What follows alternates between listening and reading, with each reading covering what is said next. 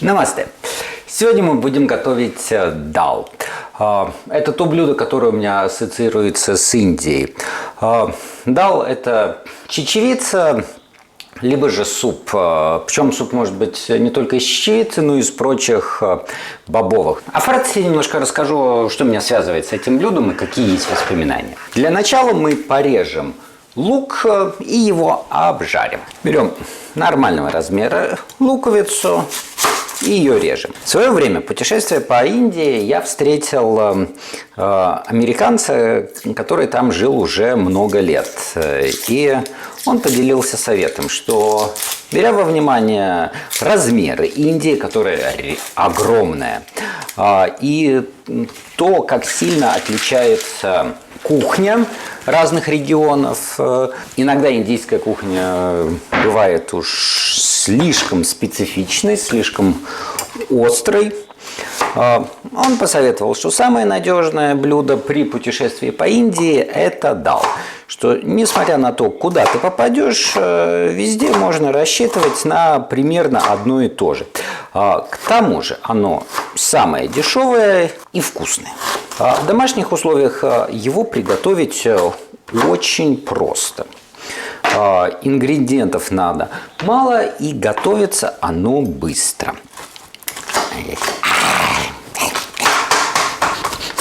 С далом ситуация такая, что здесь точного рецепта нету, потому что все-таки это народное блюдо, и все делается на глаз. Разогреем сковороду, кастрюлю, все готовится в одной посудине. Нам надо обжарить лук. Традиционно для обжарки лука именно в этом блюде используется ги или топленое сливочное масло. Но я пользуюсь растительным. Это позволяет не только оставлять это блюдо вегетарианским, но даже делать его веганским. При этом на вкус это не влияет. Масло нагрелось. Отправляем туда обжариваться лук.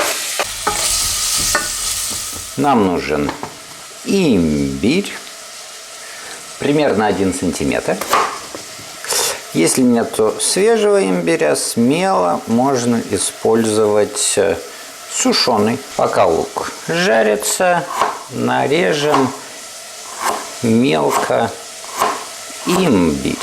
Обычно я сначала режу поперек волокон, а потом уже можно нарубить просто как чеснок, что это не принципиально.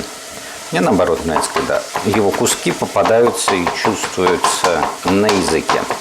На начальном этапе мы делаем своего рода зажарку, такую пасту, которая будет основой вкуса дала, потому что это чисто вегетарианский суп-пюре, что-то среднее между кашей, супом и бульона как такового здесь нету. Соответственно, неоткуда взяться вот наваристости. Это мы компенсируем специями. Индийское блюдо, оно должно быть острым, без чили. Здесь не обойтись. Но вопрос, сколько и какого чили вы добавите. У меня собственный кайенский перец. Я его добавляю немножко. Так, чтобы чувствовалось, но не так, чтобы приходилось плакать во время трапезы. Свой неповторимый такой индийский вкус дал имеет за счет комбинации разных специй. И очень важную роль там играет кумин. Также в народе широко известно как зира. Зиру можно не жалеть. Так. Иногда в дал добавляют помидоры, но очень мало. На такое количество, которое рассчитано на 4 человек, я бы добавил бы половинку нормального помидора, либо 2 маленьких. Разрезаем их пополам и отправляем к луку. Нам понадобится вода. Заранее нагреем чайник. Естественное дело, черный перец и соль. Причем соли не жалейте. Дал бывает разных цветов.